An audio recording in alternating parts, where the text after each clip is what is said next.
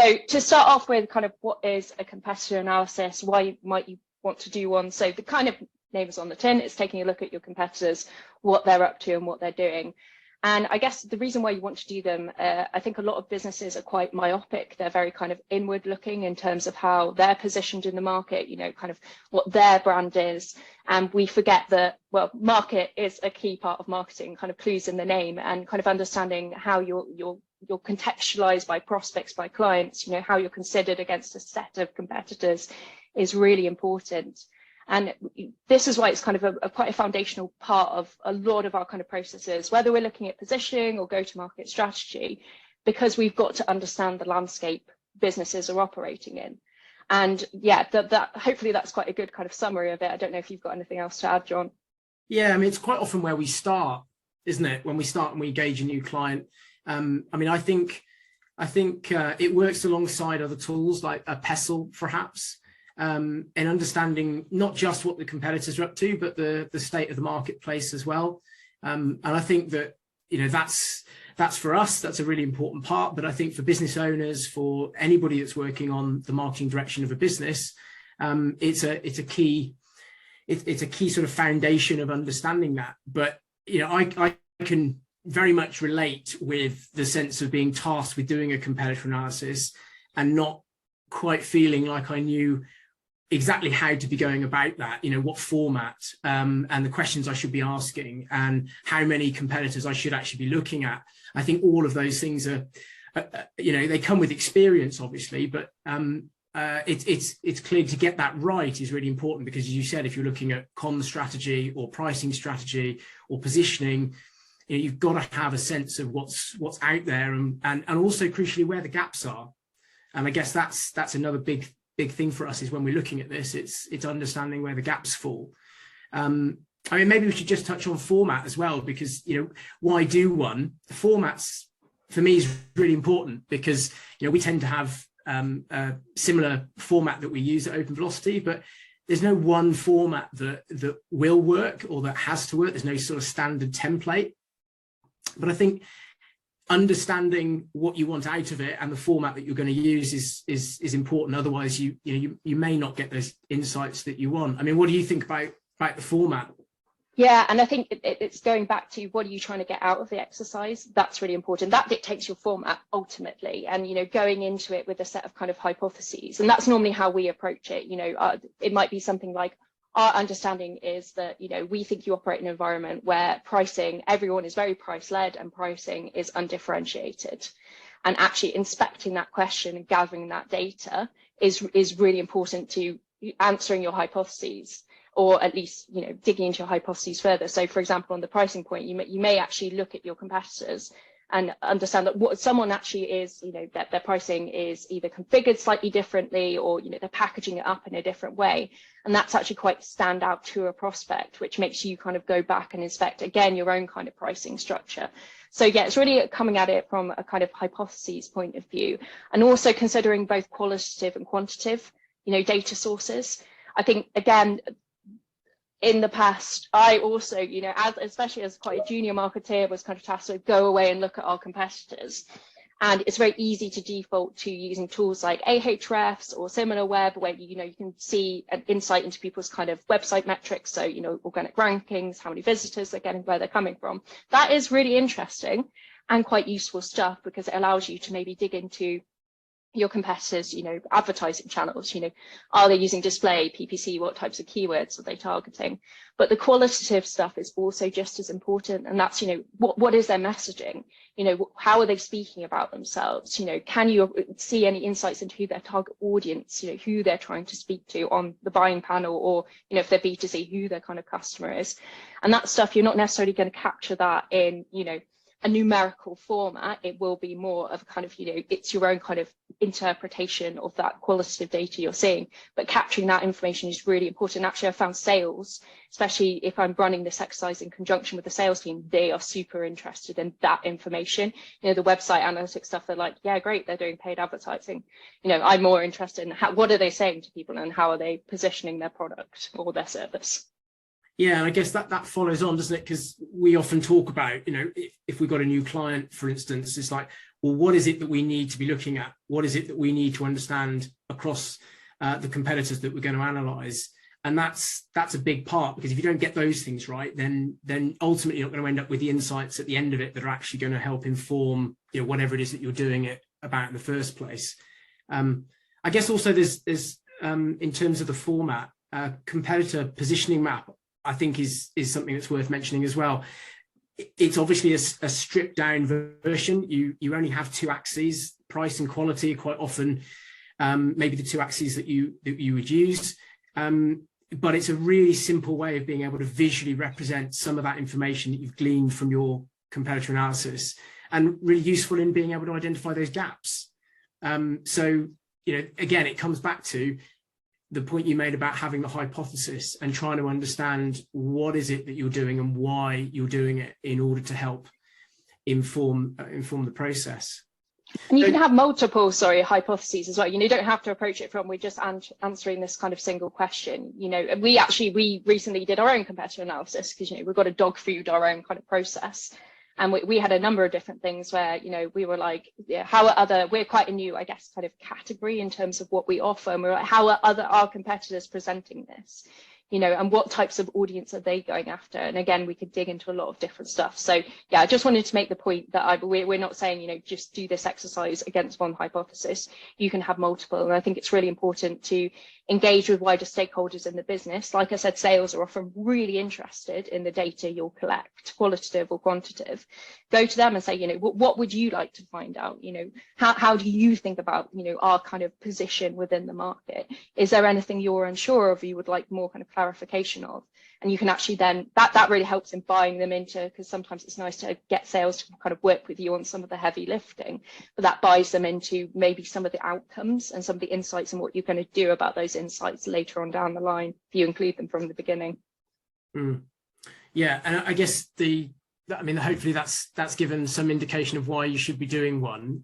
In terms of if you're just about to start, we said we would try to get to 3 things that you need to consider. I mean, there's clearly more than 3, but I wonder if we might agree on what those 3 would be. So what do you think your top things you need to consider would be?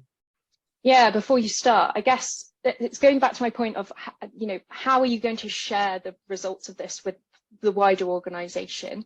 And I think it's really important to note that, you know, you can gather all the data and you can put it all into a spreadsheet, and that's great and wonderful. You'll have a nice kind of spreadsheet full of data, but it's the insight, again, is really important from that.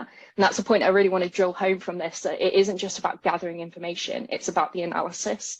So how are you going to share that with the wider organization? You know, are you kind of going to present it back? You're going to have a series of recommendations. You know, are you going to present it maybe with a small stakeholder group, like just with sales, and then go out to the wider business? Because fundamentally, a lot of the things that are uncovered through this process are quite fundamental to the business. It will be stuff around pricing where actually, you know, marketing, you know, we want to have an influence on price, but we're not necessarily always the ultimate decision maker. So sorry, it's a really long-winded way of saying, how are you going to share this? Think about that.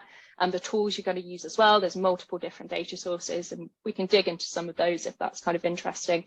And then finally, for me, it's kind of thinking about both direct and indirect competition. Lots of people, you know, go out and they kind of do this against direct competitors, you know, ones who are extremely similar in terms of, you know, their service range, their offering, you know, the bracket of the market they sit within. But, you know, you will also have numerous indirect competitors.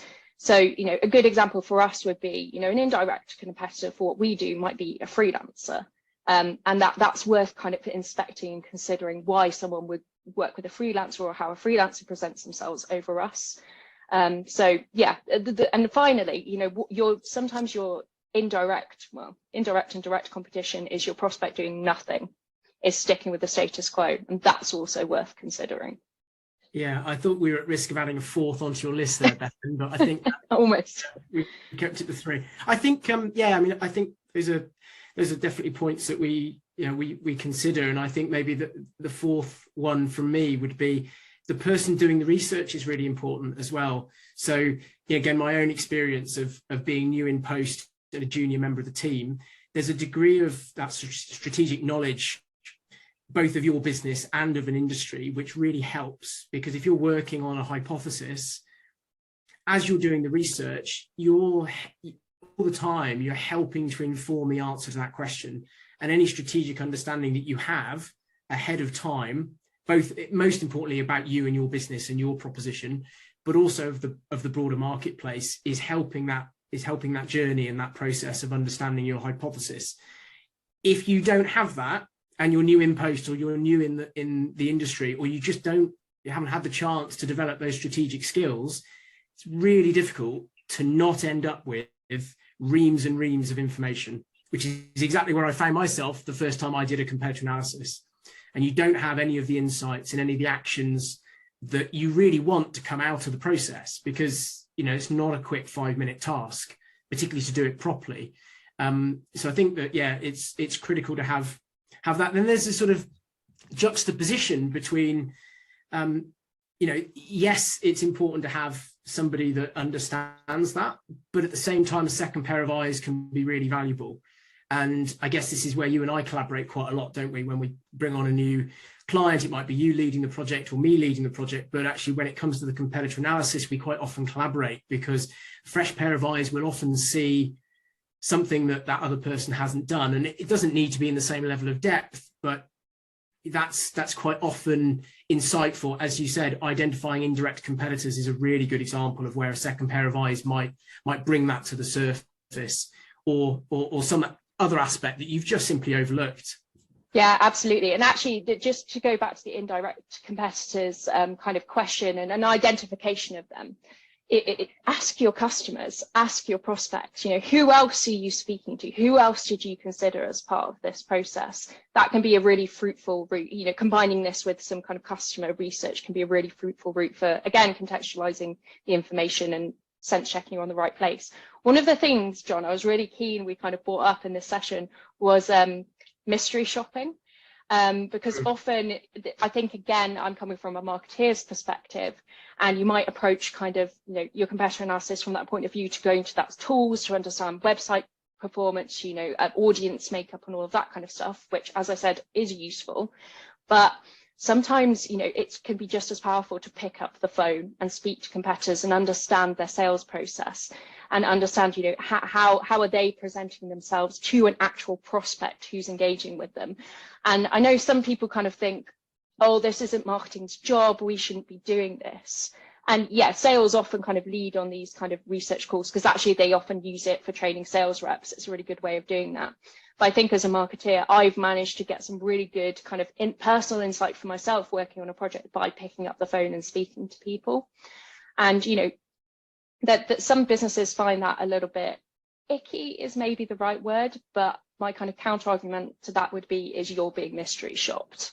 Your competitors will be doing that for you.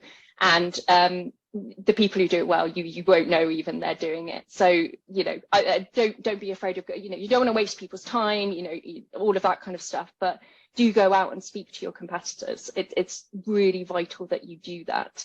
And again, to go back to your point again about getting the right person to do that, that isn't something I would necessarily delegate to a junior, because especially we work in kind of B2B software spaces. So, the conversations, if you were pretending to be a prospect, can be quite technical. So get someone who knows their stuff, because they'll be able to ask the right questions and inspect things in the right way.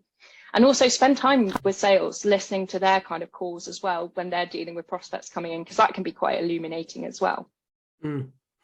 Yeah, I think it's I guess there's a big question about the mystery shopping, but it's something that I've used a lot. And as you said, you get a lot of insight that you might not be able to glean off online, or even talking to your own customers, going direct, seeing perhaps how they handle their sales process, their response times, who you hear from, and all of that helps again to inform some really important factors that might be down, on your competitive analysis template that you've custom designed for that one client. So let's get to the title. So our third question was the very title of the webinar, which was, we've done a competitor analysis, now what?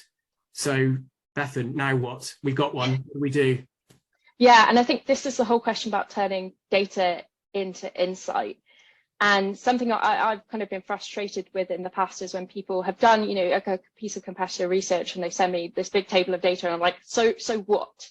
So what does this tell me? Where are the opportunities? Where are the challenges? And that's a good way of thinking about it. And kind of looking at, again, it goes back to your hypotheses, so is what I'm thinking true? Am I correct about this market? What do those indications tell me? But again, what are the challenges and what are the opportunities? So, for example, I can give a really good example from a recent project we worked on. We had a client who provides software in a very heavily saturated space, extremely saturated, like, the competitors are FAANG companies. And looking at the market, a lot of people within that market are talking about sustainability at the moment, and that's the big hot trend. And their hypothesis was that, talking about sustainability will make us kind of stand out. Some competitors aren't doing it very well. It's a trend, it's a theme that everyone really cares about in market.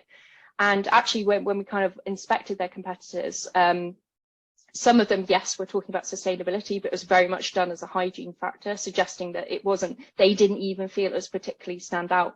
One competitor, though, was really latched onto sustainability above all else, and that was their full proposition. But actually, it fell quite flat because, again, it was a hygiene factor. And we combined this really interestingly with some customer research where, we went out and spoke to customers about what they cared about, what they were looking for from a vendor. And customers, interestingly, put sustainability at the bottom of the list. So this is where, we went in with a kind of a hypothesis. We gathered some insight, we contextualized it with some other data we had to make a recommendation, and that's a really important thing, back to the business of, you think sustainability is the thing you should hang your hat on. Yes, you need to mention it because it's important, because if you don't, you'll look lesser compared with competitors, but it's not your front and center proposition, it's not strong enough. So that's the type of outcome you're looking for, a recommendation, something tangible, something actionable. Yeah, and I think to come at this from a different perspective, so we do, part of the reason that we wanted to talk about this subject was because we do have this happen a lot. We do engage a new client, they've done a competitor analysis and it's sat in a Word document and nothing else has happened. And we all as business owners and as marketers, we've all been there. We know what that's like, and it's an investment in time. And if you're not getting those insights out, then you're missing out on so much that can help inform everything. I think my point coming at this is, if you've done the first two steps to our 3-point discussion today right, then this should feel very natural. At this point, when you've done it, you take a step back, you should be able to see the insights, which means if you understand why you're doing it and you've got your 3 key points that before you started, and you understand what it is that you're trying to get out of it, you've got your format right, and you're able to understand the strategic movements within the marketplace, then the insights will come to you. And actually just taking a step back and again making sure that format is right. You don't want to do is be completely overblown by detail. That's part of the reason why our competitor analysis often have a details tab and a summary tab, for exactly that reason. If you're doing an analysis on 10, 12 competitors, that can be a lot of information to have to deal with, right? And so that summary of what you found allows you to see those insights, and then it's taking those insights and actually doing something with it. So again, it's whether it's, have you gone in thinking that your proposition isn't compelling enough? Are you not happy with where you're sat in the market with a positioning question in mind? Are you unsure that your messaging is standing out from the crowd because you feel like everybody else, to that example that you've just given, everybody else is either talking the same thing as you're saying, or you're talking about the wrong thing entirely, right? So all of those things need to be actioned off the back of it. Otherwise, you've just gone through quite a lengthy process for no benefit. Yeah, and it can be more granular. We're talking about positioning and more of those kind of strategic level questions. You can get some granular insights out the back of it, where it's like, our competitor is very clearly, spending a lot of money in PPC. Does that suggest that is a route we should be going down? The caveat with looking at competitors and saying competitor X is doing this, that means we should do this, is you don't necessarily have the insight or the data to suggest whether it's working or not. And I think enough of us on this call will have kind of been around the block, been in businesses for, you know, quite a while, and have understood that businesses don't always make rational decisions, and they will do things, you know, that maybe aren't actually indicating a result, but because of, you know, internal politics or whatever, you know, the CEO knows a guy who runs a PPC agency and is therefore, you know, plowing a load of PPC money into that. So I would be a little bit cautious of, you know, kind of saying, oh, competitor X is doing this, or is, you know, even in their messaging saying this, that's definitely working for them. That's where sometimes a bit of the mystery shopping can kind of come in handy. And you can look at all, you know, other data sources like Companies House to look at turnover, revenue. If they're a larger company, you can sometimes see within their kind of financial statements where they're spending their budget and how much is being spent on marketing, and sometimes even as granular as to which channels they're spending in. Again, that's a little bit more contextualization that helps you make sense of the data you're being given. So yeah, I just wanted to make the point that just because other people are doing it does not mean you should be doing it. The other point I wanted to make was sometimes off the back of this exercise, you might actually come out with an insight or a recommendation that is potentially hard for the business to hear. And that could be something like, actually, like your website, you know, your kind of digital presence is pretty naff, especially when we're compared to all of these competitors who do all of these amazing things, you know, content, you know, site experience and stuff. And you need to have a bit of a think about how you present that back to the business. Because no one likes being told that the status quo is really, really bad, especially if you're presenting back to, you know, a senior stakeholders or the business founder. So have a little bit of a think about how you're going to present this and how you are going to, I don't want to say soften, because I think it is important that, you know, you want to get the results of this exercise. You want to make the recommendations that are going to help the business, but there is a kind of way of doing that and being a bit strategic about how you present information. I don't know if you'd agree with that, John, or not. Yeah, and actually something else popped into my head as you were saying that, which was that I think quite a lot of the time competitor analysis can be done to fill a gap in a marketing plan or a business plan. And actually, as the example that you gave with just because a competitor is doing one thing, it may not be the right thing for you. Well, the obvious next step is to actually go and investigate. You know, I did one fairly recently where the social channels, all the competitors were using Facebook and LinkedIn, and one competitor in the marketplace was using YouTube and was getting a fair amount of traffic. Now, maybe that signals that YouTube was a useful channel, and that video marketing was perhaps of benefit. But you can't take that as read. You've then got to go investigate. So actually, competitor analysis is not always the end result. It may then, you know, spark a number of different channels of activity and research that you've then got to go off and do. And yeah, I think that again is all part of informing your reasons for doing it. Yeah, so, and I think, sorry, if you're doing it as a tick box exercise to satisfy someone's told you to do this, and you're just doing it as like, we're going to gather some data and like, here you are, that you kind of might as well not bother, in my opinion. You know, it's just going to be a waste of your time. So you either kind of, you know, we would say this as people who like to do it properly and offer it as a service. You either do it properly or you don't do it. But in our experience, you know, it adds the value when you do it correctly, and when you come out with those recommendations. And I think also kind of doing it on a regular cadence, on a regular cycle, is quite important. So every 6 months, every 12 months, you know, if you're in a really fast moving industry, maybe every quarter, but make it something that's kind of in the calendar that everyone knows is a project that will be happening at a regular time. And then also the interesting thing with that is you can see kind of how the marketplace changes over time. And that, you know, competitor, which was doing YouTube 6 months ago and getting a lot of traffic from that, they've pulled out of that a little bit. Again, you may not know the full reasons, but it is a kind of indicator. It might just be because their marketing, you know, head of marketing's left and they no longer have the capacity. But again, actually, you could go on LinkedIn and actually look into that into a little bit more detail. Yeah, that regularity is a really interesting one, isn't it, as to how regularly you do it. But I guess the point is it's regular, whatever that means for you. It needs to be something that's frequently visited. And I guess also, in addition to that, it's if there's something that's happened significant in the marketplace that might have changed one or a number of your competitors' positioning, messaging, whatever it might be, strategy, then it's worth redoing it. So for instance, the COVID pandemic and the 2 years that we had is going to have significantly changed the way that a lot of businesses have operated. So for many, it would have made sense to have gone and done a competitor analysis as things opened back up, because a lot of businesses changed the way that they were operating, and that would have affected pricing and distribution and delivery and customer service and all of those things. So yeah, anything that might shake up your competitors is a sort of a green light to go and have a look at this again. Now, Bethan, I'm conscious we've only got a few minutes left. Anything else that you wanted to sort of highlight, or should we wrap up?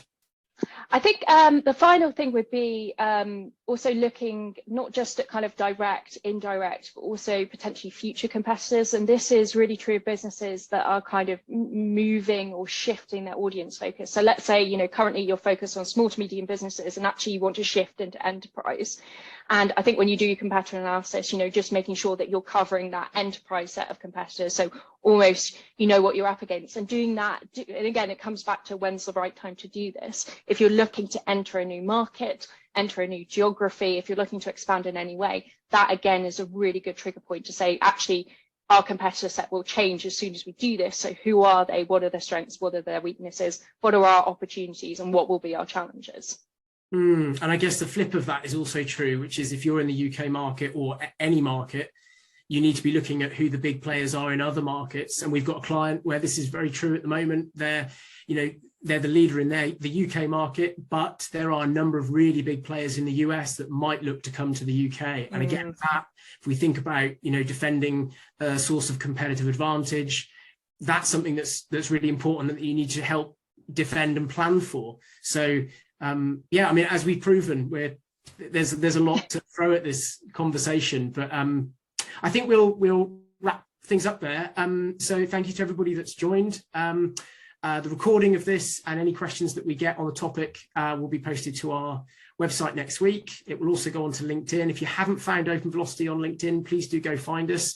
Best place to find information about our next webinars. In actual fact, the next webinar will be on pricing strategy. We've got a guest speaker. And that is definitely a good example of a question that we get a lot of client conversation and questions around. And of course, if you need any help with whether this is competitive analysis or anything else marketing related, then please do drop us a note. But until the next webinar, thanks very much, and we'll see you soon. Thank you.